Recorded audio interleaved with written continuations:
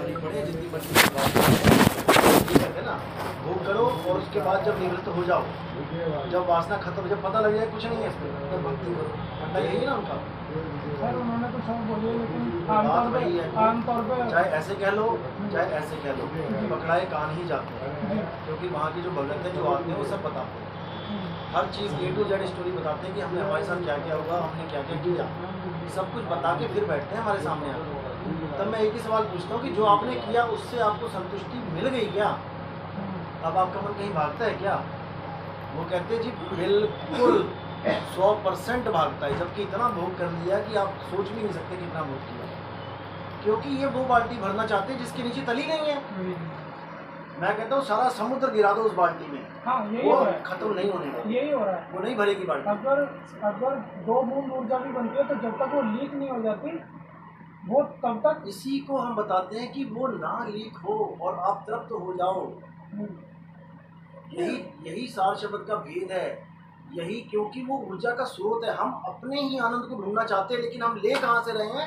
हम तत्वों में ढूंढ रहे हैं। जो आपका अपना निज आनंद है, आप उसको तत्वों में ढूंढ रहे हो कि इससे मिल जाए। मैंने नया सोफा लिया, मैं खुश हूँ। कब तक? जब ये पुराना, आप कारें देखो नई, जब बंदा नहीं लेता, एक खरोच मार दी ना किसी ने, 100 वाली दे देगा। वही कार 10 साल पुरानी हो जाए, इस पे ट्रक भी भिड़ के चला जाए, तब भी कहेगा चल कोई बात नहीं, पुरानी कार वही है, आप वही हो, पैसे उतने ही लगे हैं, 10 साल बाद भी उतने ही तो पैसे लगे हुए हैं। पैसों में तो कोई कमी नहीं हुई ना, बल्कि और लग गए हैं ज़्यादा, उसको डेंट पेंट कुछ कराने में, साफ कराने में बड़े ही हैं पैसे, घटे नहीं हैं। लेकिन फिर भी आपकी मन की एक अवस्था होगी कि चल कोई बात नहीं, जाने देंगे, क्योंकि आपको जितना आनंद चाहिए था आपने उससे ले लिया। अब आपका आनंद कहीं और ढूंढ रहे हो आप, समझ रहे हो? पिताजी की घड़ी है, माता की घड़ी है, किसी ने गिफ्ट दी है, वो 100 साल भी हो जाए पुरानी, वो तब भी उतनी प्यारी है।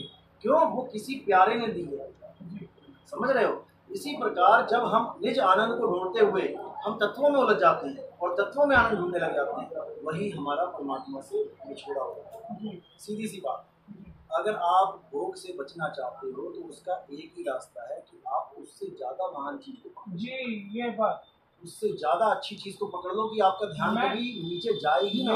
यही बात तो मैंने बोली उन लोगों से जब मैं रामपाल जी के यहाँ ध्यान करने के लिए गया। मैंने कहा मेरे को मेरे फ्लैट में से कोई धक्का मारे, मैं धक्का लगवाने को तैयार हूँ, लेकिन मुझे हाँ बंगला दो, मुझे महल दे दो, मेरा हाँ। फ्लैट से मुझे धक्का मार दो। हाँ। तो उन्होंने कहा अभी ना आप ABCD के ज्ञानी हो। उन्होंने पिछले 20 सालों को निरर्थक कर दिया। अच्छा। उन्होंने कहा कि आप ABCD ओम ये सब करो। अच्छा। और मैं तब से कर रहा हूँ, उसका कुछ बेनिफिट्स भी हुए हैं।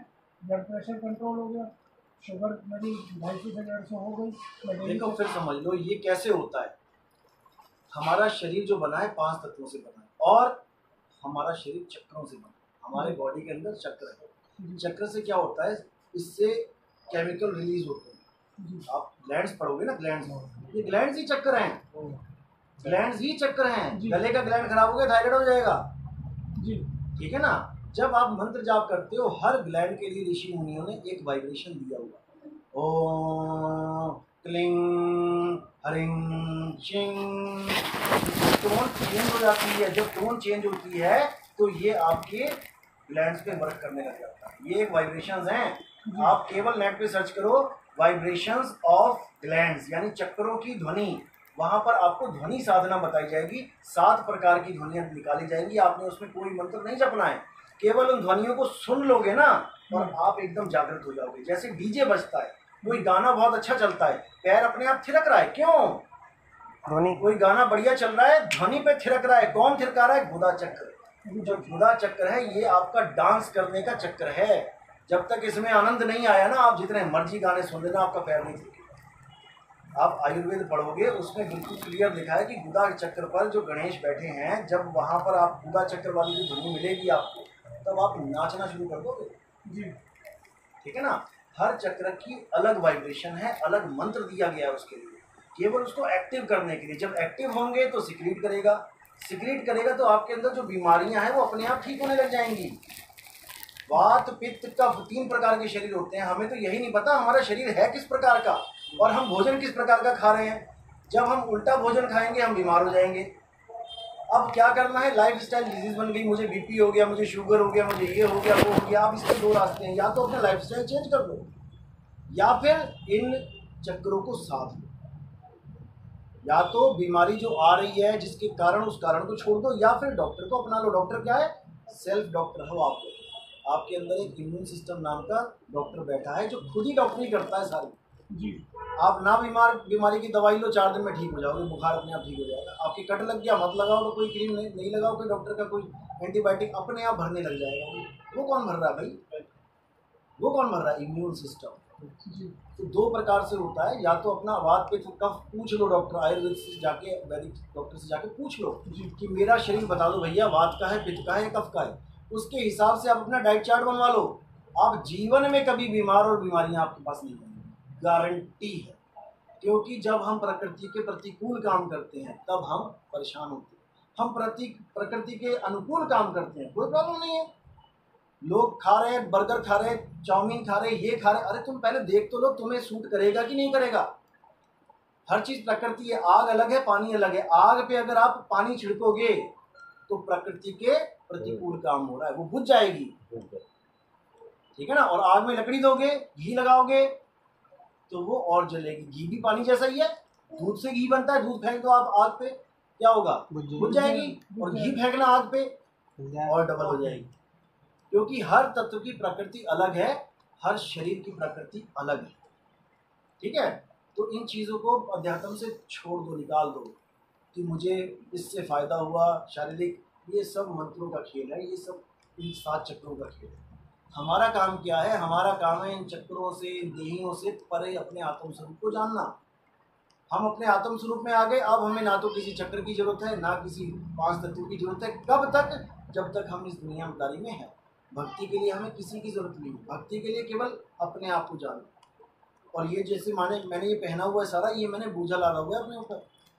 मैं मुझे उतारूंगा, मैं धोती उतारूंगा, कुर्ता उतारूंगा, रुमाल फेंकूंगा, लास्ट में क्या बचेगा? मैं ही बचूंगा। और मेरे सिवा जो कुछ भी मैंने पहना हुआ है वो असत्य है। आत्मा ने जो कुछ भी धारण कर रखा है वो असत्य है। चाहे वो मन है, माया है, 3 गुण है, 5 तत्व है, 25 प्रकृति है। जब आप सब कुछ छोड़ दोगे तो लास्ट में क्या बचेगा? आप ही बचोगे, वही सत्य है। आप समाना आप में, और प्रगति ज्योति अनंत, साहिब सेवक एक संग, खेले सदा वसंत। आपका ही जो निज स्वरूप है वो साहिब है। सत्य स्वरूपी नाम साहिब का, सो निज नाम हमारा। मेरा नाम और परमात्मा का नाम एक ही है, बस मैं उसको भूल के जीव कहला रहा हूं और वो उसको याद रखे हुए, इसलिए वो परमात्मा कहला रहा है। और कुछ नहीं, और कुछ नहीं। नहीं कबीर नहीं धर्मदास, अक्षर एक सब घट ही निवास। वाही को सतपुरुष कहिए और आदि अंत अक्षर गह रहिए। सिंपल सी बात है, लेकिन इतनी सी बात इनको नहीं समझ में आ रही। इस यहाँ तक आने में हमें यात्रा करनी पड़ेगी।